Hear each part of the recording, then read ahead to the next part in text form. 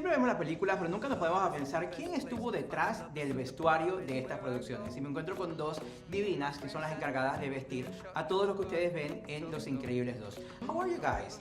That's a great job. Thank you. Thanks. How was the process? Exciting. Well, it's really fun. Yes. Like fun. being able to design costumes for this film. Like 1 in a million, right? These projects don't come up that often, you know, a lot of times like Cars, no costumes. Yeah. So when Incredibles 2, you know, when Brad said he was gonna make it, you're so excited, you know, it's just fabulous. Think about it, you know, we got to pull so much inspiration from one of the most iconic times, you know, mid-century modern. It's such a beautiful aesthetic, so that on its own was amazing. And then having the chance to kind of reinvent it, pull from it, but also make it our own. And then having a film where one of the most wonderful characters is a fashion designer. Yeah, of course.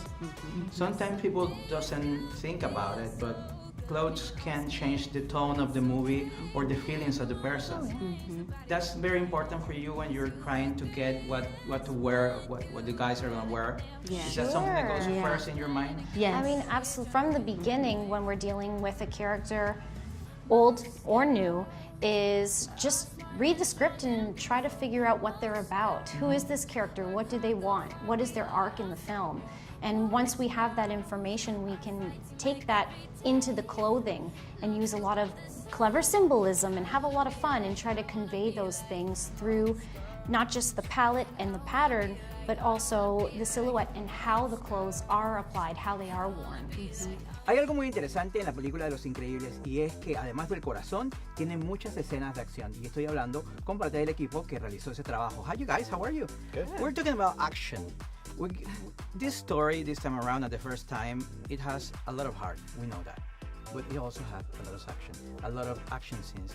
When you talk to the director and the crew how to put together the best action scenes animated, what's the challenge, the big challenge when you put that together? Well, two things for me. So try not to do what's been done before. Yeah. And character. Our action scenes always have to be character-based. We want them to be character-based. Because without character, it's just action. There's no soul to it. Yeah. Yeah, so those are the two things for me going in, trying to make a good action scene. What's the difference this time around? What are we going to see when we go to the movie theater? You are going to see characters in greater depth than we saw in the first film. That's the tricky thing with a sequel, because you do the first movie and the characters have these arcs that they go through in the film. So in the sequel, it's like, okay, what's the arc? What's the new arc for this second film? You know, so you'll see different sides of the characters that you haven't seen before. I would say more action, more heart, more of everything you saw in the first film, and maybe a little more of a playful Brad Bird. Okay. That's how I felt. Let's hope for that. What we saw is just great. It's going to be a great success as the previous one. So thank you for having me, and thank you for making this movie. Thank you. Thank you.